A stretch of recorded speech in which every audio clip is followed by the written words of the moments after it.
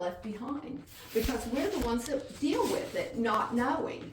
And God is just so gracious to us. He really is. And we don't deserve it, but still He extends His love and His grace. So, John chapter 11, verse 17 and 18.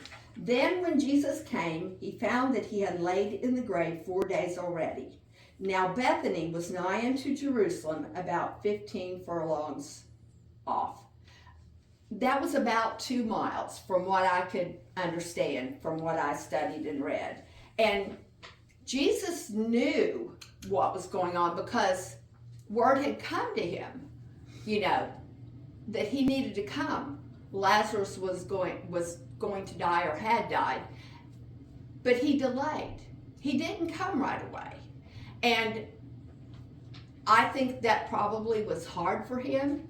And in some of the things I read, it said, if He had come, maybe it would have been very hard for Him to let Lazarus die, because He was very close to Mary, Martha, and Lazarus. They were His people. We all have our people. They were His people. His disciples were as well, but they were His friends, His good friends. So He delayed coming, even though 2 miles they could have easily walked that in a day. That would not have been a problem. And then it says that He had been in the grave for 4 days. Now, a lot of Jewish people and customs believe that the spirit would remain around for 3 days and not go to wherever it was going to be. So I think that was another part of it, because there were a lot of people there, and after 4 days, Him being in the grave 4 days, there was no hope that He would come back. So He delayed 4 days in coming. Now, verse 19.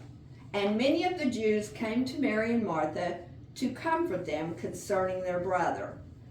That was a custom as well, and it still is for us today. When somebody that we know loses a loved one, we go, we call, we take food, we want to comfort. And they did that as well. Typically the time was about 7 days that people would come and be with the family. And I've read in other places in the Bible where they even paid mourners to come to, make a lot of noise. And I'm not quite sure I understand all that, but anyway, that was their custom, and everybody has their customs. So it appears that Mary, Martha, and Lazarus were well known to the Jews in Jerusalem and to their community, because people came from Jerusalem to comfort them and to be with them during this time. So verse 20, then Martha, as soon as she heard that Jesus was coming, she went and met Him, but Mary sat still in the house.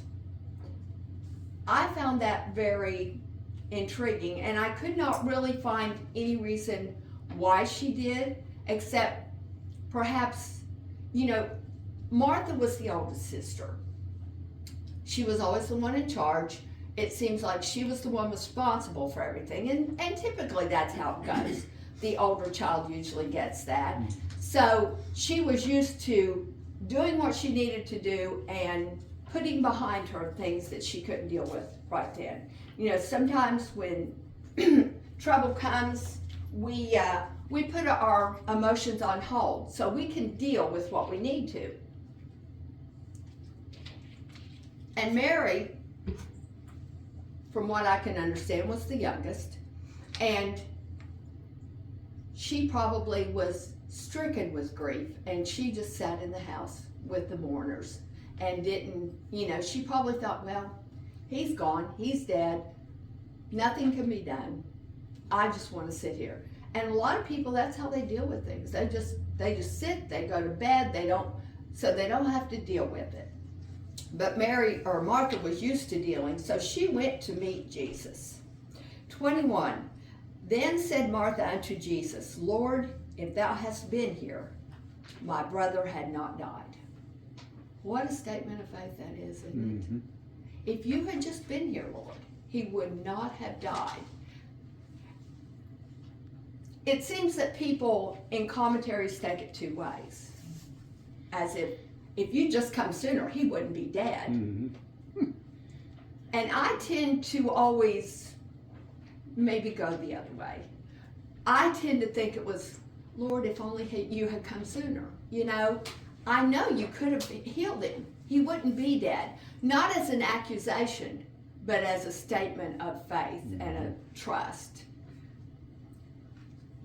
You know, it's really hard for us, just like the pastor said this morning, sometimes to trust, to know that what we want, because we want what we want, you know, and we think often, I know what's best. This is what should happen. But when you get to that point in your relationship with God, that you can say, your will, I trust your will because I know it's so much better than my will. You're in a good place. You really are. It takes so much of the worry and the fear away from you. Not saying that we're there all the time, but it's so helpful. I know when my dad was sick, I would have given anything for him to be better and to not die. You know, there are a few people that we would probably give our life to save them. And he was one of those for me. And it took me a while to realize, you know, God knows best. Amen. He took him home, and it's not like he punished him. You know, sometimes we think of death as, oh, death, it's a punishment. But for the believer, no. It isn't. It is a blessing. It is a gift. It is a prize. It is the best thing that can happen to us. But still, it takes us a while to get there, doesn't it? It takes a while. We want them to stay with us. We do not want them to leave us. But God's plans are best. I'm sure that all of you in your life have thought, this is what should happen, and I know it's going to be best. You all have children, you know, and you think, now this is the person that my child should marry. But I've never said it, and then you get to the point where you're like, yeah, I don't want to be responsible for that decision. So you just stay clear out of it, you know. It's like, well, this was your choice, not mine, so I don't know what to tell you. And I've always told my kids, I made a lot of bad decisions. So, no, I'm not going to make yours for you. You pray, you make your own decisions. But sometimes it's really hard to give up control and say, your will, Lord. Whatever your will is, you have it. And then it all works out so much better than it would have if we could have controlled it. There's a little story in here that's really interesting. It said that this pastor had a church in New York City, and they were trying to find a building to have as their church. And they had found one, and they could afford it, and they thought it was going to go through, and then at the last minute, boom, it did not. And they were so upset, you know, this was perfect. This is what we wanted. But then, lo and behold, as God always does, he gave them another building, and it was much better, and the church flourished. And if we live in God's will, then I'm not saying, people, that we won't have trials and bad things won't happen, but we will flourish. Our spirit will flourish. And that's what we should be the most concerned with. Now, verse 22, but I know that even now, whatsoever thou wilt ask of God, God will give it to thee. That's another statement of faith right there for me. Big one. Yes, it is. And I don't think that she had any inkling that Jesus would raise Lazarus from the dead, but she knew whatever Jesus asked of God, he would give it to him.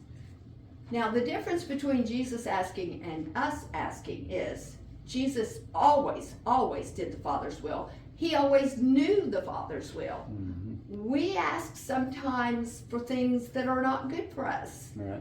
So God says, no, I can't do that, but I'll do this. So, but Jesus always asks for the right things. He's not like us at all. He is perfect. In 24, Martha said unto him, I know. Did I miss one? No. Yes, I did. 23. I thought, no, I missed one. 23. Jesus saith unto her, thy brother shall rise again. Well. But then in 24, Martha says back to him, I know that he will rise again in the resurrection at the last day. Now we know that some Jews believed in the resurrection. Some did not. Obviously, Martha, Mary, and Lazarus did. And perhaps that had to do with the teachings that they have had from Jesus, or perhaps that was their custom, because some of the people who did not believe in Jesus still believed in the resurrection. I believe the Pharisees did and the Sadducees did not. But she said, I know he's going to rise in the resurrection. I know he will rise again. But Jesus said, and these are some powerful words here. Mm-hmm. Jesus said unto her, I am the resurrection and the life. Wow. Here is, they say it's the fifth of the I ams, and this is a powerful I am. I am. That I am statement, to me, encompasses everything. Everything that God is, everything that God ever was, and all that he ever will be. There cannot be a stronger statement, I don't believe, than I am. And he says, I am the resurrection and the life. And there's a song, I am the resurrection and the life, and he that believeth in me, though he were dead, yet shall he live. And whosoever liveth and believeth in me shall never, never die. Amen. Now, unbelievers will think, well, we all die. Well, yes, our body does die. But we will still, our spirit, our soul will not die. Right. And we will not have the terrible death that comes to people who will end up in hell. That's like eternal death. We will have eternal life. That is eternal death. Mm-hmm. They will wish for complete death, and it will not come. So he says this to her, and then he says, believest thou this? This is a question that we all have to answer. Each of us personally, because in order to have eternal life, you must believe what he said. So she says to him, Yea, Lord, I believe that thou art the Christ, the Son of God, which should come unto the world. A lot of the Jews did not believe that he was the Messiah, the Christ. They thought he was a good prophet, that he could perform miracles, but they would not believe that he was the Son of God. And I think that's the critical statement. It's the one that Peter answered when Jesus asked, who do you say I am? And it's the one, when he asked her, she said, yes, I believe you are the Son of God. I believe you are the one that was sent unto the world. And that was something that he was looking for, and she answered it correctly. She saith unto him, Yea, Lord, I believe thou art the Christ, the Son of God, which has come into the world. So, now we're going to, I think we did skip already, didn't we? no, 27. Now we're going to verse 38. So the lesson skips part of the verses, but during this, in this part that we're not reading, Jesus says, "Where's Mary?" And so Martha goes and tells Mary that Jesus is asking for her, and she does come. So she is there, and obviously he wanted them all there. The reason he came was so that they could see the power of God when Lazarus came forth from the grave. So he wanted her to be there. This was the reason he waited so long, so that they would see this miracle and know that he was from God. Now 38 said, "Jesus therefore again, groaning in himself, cometh to the grave. It was a cave, and a stone lay upon it." You know, Jesus was the Son of God. He is the Son of God. He is God, but he was in human form. And in order for him to say, "I have endured everything that you will possibly endure. I have gone through it all, and I have come through it unscathed. I did not sin." He had to be human. He had to experience what we experience. These were there's water back there if you need some. These were very good friends of his, and I don't think that he was so concerned that Lazarus had died, because obviously he knew he would rise again, but he felt the grief and the loss and the sorrow that the people that were there felt. He felt those things, and so he groaned within himself. Now it says it was a cave, and a stone lay upon it. They buried their dead in caves. Now some would be hewn back into stones or under cliffs, but I also read that lots of times they were down in the ground, that, you know, it was down in, and then they would lay a stone on it. And that is how they took care of their burials. So they come to the grave, and it is a cave, and there is a stone on it. And that's so, you know, Jesus was buried in a cave, and a stone was rolled over his grave. So, 39. Jesus said, "Take away the stone." Now, they're at the grave. I wonder if any of them thought, "Why are we here?" Well, maybe Jesus just wants to, you know, to be here to say goodbye to Lazarus. You know, that's why we all go to a grave, you know, and we're there, we know that person isn't there, but it's it's comfort for us. So we go, and maybe they thought, well, you know, he's come to say his goodbyes. And Mary said, because Jesus said, "Take away the stone." Now, that's like digging up a grave. Nobody wants to do that after 4 days. And Mary said, the sister of him that was dead, unto Jesus, "Lord, by this time he stinketh, for he has been dead for 4 days."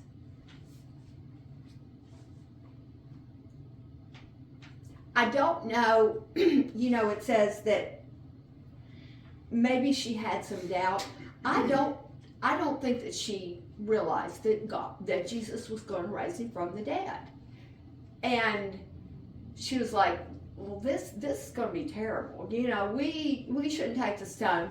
But then other commentators say this was her moment of doubt. You know, she said, "Lord, I believe you can do anything you ask the Father will be given to you." But then Jesus says, "Roll away the stone," and she's like, "Oh, I don't know about that. You know." And oftentimes, you know, that's the way we are. We ask for something, and God says, "Here it is," and we're like, "Oh, well, now, I don't know. That wasn't quite what I was expecting, and I'm not sure that's going to work out." you know, sometimes the Holy Spirit calls us to do things. I'll never forget when I first started coming here, and I hadn't been coming a real long time, and I guess when I sing, my voice carries, it just does. And so Bob was like, well, you know, you should lead the choir. And I was like, no. So I think he probably asked me like 4 times over a period of months, perhaps, you know. And, you know, I'd go home and think about it. I was like, I can't do that. I like to sing, but I can't do that. Then I'm responsible for people, and no, I can't do that. Because I've always told my choir, if you all mess up, that's on me. That's not on you, that's on me. Just follow me and we'll mess up together and it'll all be good. But, you know, I kept thinking about it and praying, and so the last time he asked me, I said, okay, Bob, I will do the best I can. And that's all God asks of us. Just do your best. Just go out there and do something. Do it the best you can, because he's going to be with us. And I can't tell you the way I have learned so many things from leading the choir. Mm-hmm. And it's because I did what he asked, and he has helped me to learn. I never dreamed that I would, you know, I knew music. I have a pretty good ear. But like these cantatas, the first time we did that, I was terrified, because you have to know when to come in and when to go off, and but once I listen to that music several times, it runs in my head. I hear it. I know when to start. I know when to stop. And that is not me. That is God. That is God. If we do what he asked us to do, he will help us. He really will. Take care of everything. Yes, he will. He absolutely will. And you know, I don't think he really needs us, but he wants us. And if we do it, then we get the blessing. He gets the glory, but we get the blessing. Mm-hmm. You know, and so many times we short ourselves of blessings because we're like, yeah, no, I'm not doing that, huh? So open yourself up to the possibilities that might be there if you say yes. Okay, so Martha's like, yeah, no, I don't think this is a good idea. So Jesus said unto her, saith I not unto thee, that if thou wouldest believe, thou shouldest see the glory of God? It's almost like, Martha, we just had this conversation. Mm-hmm. Did I not tell you? Did you not say that you believe anything that I ask of God, he will give to me? What's going on? Why are you stepping back now? So, there is a verse in Revelations that Jesus declares that he himself holds the keys of hell and of death. And he does, because when he died and rose from the grave, that became his price. Mm-hmm. He holds the keys to life, to death, to hell. All power has been given to him by God. All we have to do is believe. So he says to her, you know, I told you, if you'll just believe. So, then we're going to verse, 41. Then they took away the stone. This was a critical moment, because if Martha had said, no, we can't take the stone away. I mean, who knows? But perhaps Lazarus would not have been raised from the dead. Jesus will work because we believe. So they took the stone away from the place where the dead was laid, and Jesus lifted up his eyes and said, Father, I thank thee that thou hast heard me, and I knew that thou hearest me always. But because of the people which stand by, I said it, that they may believe that thou hast sent me. I believe that Jesus always knew the will of God, and there was constant communication between them because they are as one, and they're three but they're one. And he knew that God would raise Lazarus from the dead, but in order to show the people that were there the power of God, and that Jesus could pray to God and get results, he prays aloud so that the people around can hear. And when he had thus spoken, he cried with a loud voice, Lazarus, come forth. I remember when I first heard a preacher say, because I had never thought about it, I'd read this story, I'd been taught these stories, ever since I was really, really young. My dad read the Bible to us when we were really, really young. But that preacher said, if he hadn't said Lazarus, everybody would have come forth. Mm-hmm. And I thought, wow, I never thought of that. But that's the power that he has. So he calls him by name. And he that was dead came forth, bound hand and foot with grave cloths, and his face was bound about with a napkin. Jesus said unto them, loose him and let him go.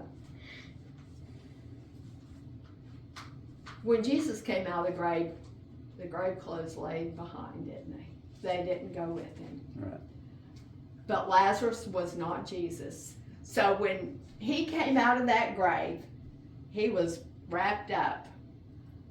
I can't imagine what those people thought, I just can't imagine. And they're like, obviously there was no smell, take the stuff off of him so that he can be loose. While it's always nice to get what you work for, sometimes a pleasant surprise goes a long way. Things that we don't expect, like a bonus at work or a letter from an old friend, makes us feel appreciated. Martha received the ultimate pleasant surprise as she saw something unfold that was humanly impossible, just impossible. Jesus really does have the power over death. Why should we fear anything? Because he has the power over death. And if he has us, if he holds us in his hand, why should we fear anything? But still we do. Since he secures our eternal destiny, can he not also provide everything else that we need in the world now? I don't think that he wants us to be these, everything's fine, just, he doesn't say, don't save money so you'll have it when you need it. I don't believe that's the right way to live. I think, that he wants us to try to prepare as best we can, but I don't care how much money you have. It is not going to save you. And if you are sick from something, it is not going to cure you. So ultimately, all you have is Jesus. And if you don't have him, I don't know how you make it through a day. Just like the preacher said, I don't know how you make it through a day. And perhaps that's why the world's in the state it is. People are searching and searching for something to fill them up, make them feel whole, take away their fear. But they won't look in the right place. They look to alcohol. They look to drugs. They look to entertainment. They look to riches, power. And all that is gone just like that. I was talking to my sister yesterday and she's saying, well, we want to do this, but blah, blah, blah, blah, blah, blah, blah. I said, Edna, go and do it. You don't know that you'll be able to tomorrow.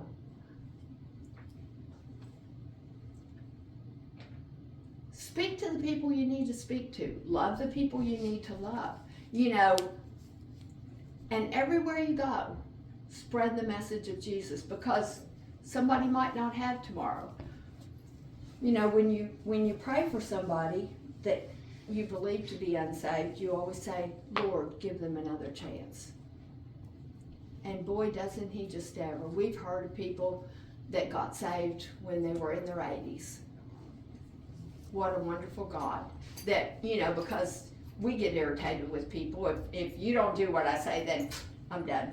You know, I'm not fooling with you anymore. But think of all the years that person did what they wanted, and still God calls and says, come unto me. And all they have to do is say, Lord, I believe. Please forgive me. And he does. What a wonderful God we have. Amen. Well, I believe that's it. I think I covered it all. I probably forgot half of what I was going to say, but I hope you got something out of it. Great job. And if you did, give God the praise, because it was not me.